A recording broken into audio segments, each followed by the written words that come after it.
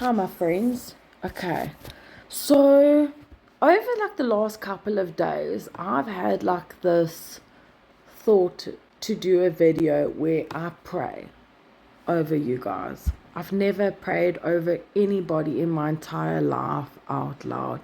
Like I've been with my daughter in the car when we pray for protection over ourselves and that out loud with one another, but I've never actually prayed for someone. And you know what, as much as I always believed in God, I might not have had as great a connection as I did back then, because this is very different. My journey now with them. Reflecting on when people said, "Can I pray for you?" How I was like, "Oh, that's a little bit awkward in my space," versus like now where I'm like, "Oh yes, please." I take it into me because I do believe in the power of prayer, and I do believe in the power of our words. It can heal and it can break. It can give love, but it can also cause absolute destruction and hate, and there's so much that our words can do. And I tried to make a video now to pray over you guys, and I was very nervous, and I was stumbling over my words, and then a bee came in and almost attacked me, and I think it was a bee, and then my video literally cut out twice. And then when I prayed my prayer that I pray into myself and over myself every single morning, it just stopped when I got to a certain point. It was when I said that when the enemies cast arrows, God must deal with them as God sees fit. But what I want to pray into those people is God, because a lot of people deflect and they throw it onto us. Words are powerful. I feel that it does give an energy over a person, like it penetrates into a person's life. And if we ask for the armor of God to shield us and his light to shield us, those arrows can come as they may.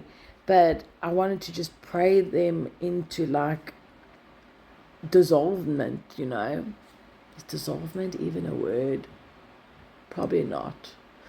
But you know what I mean? Like I imagine the arrows being casted out to me, because I can't control what other people say. But I am so protected in God's love and his light and the blood of Christ that those arrows can come, but they are just going to hit this dome of protection and just dissolve into a million trillion pieces. But those people that are casting out these arrows, whether it's gossip, they don't know your story, they don't know your struggle. You only know someone until you live with them. Let them find Jesus, pray it into their life, because they're going to talk no matter what. But if we can pray over those people, we don't have to give them a name. They're out there, there's lots of them. Pray into their life the peace of Jesus, and for that they hold their tongue. Forgive them, Father, for they do not know what they are doing. When people are deflecting, it comes from personal insecurities and they take it out on you. Pray for them. Because I know the amount of peace and growth that God has given me. And I will it for those people too. I will it into their lives. I will it over them. Because I know what it's like to be that person. I know what it's like to be that person to deflect. I know what it's like to be that person to hate. I know what it's like to be that person. And I actually just don't want it for other people. I don't want it for them. So when you pray for yourselves every single day, pray for protection over yourself, but also pray for the peace and life of Jesus Christ to flow through these people, because they also lost. They lost like I was lost. And even though I do want to pray over you, for some reason it just, distractions keep on stopping me. And maybe this message will find you better than me trying to pray, and people are just like, scroll up. But there's something about that part in prayer. My video literally just stopped. That I think is of real importance to share.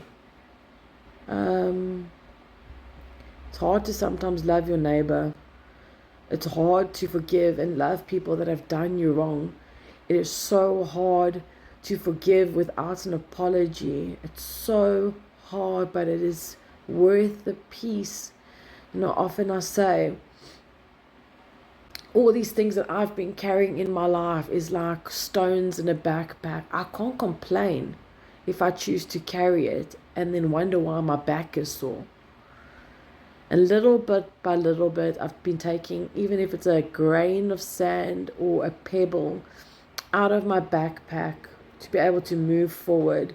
I'm doing the work. But what I want for you is the peace. I want you to be able to really look at your own insecurities and go, what is it about her that makes me upset? What is it about him that makes me upset? Oh, something lacking in my life. It's got nothing to do with them. It's everything to do with me. So what can I do to do better so that those kind of things don't creep up and I am not using my sword to cut people that don't deserve it?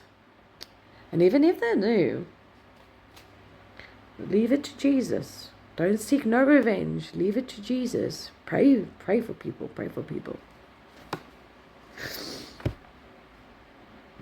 Because people have been mean. There's a lot of cruelty in the world. And I was a part of that.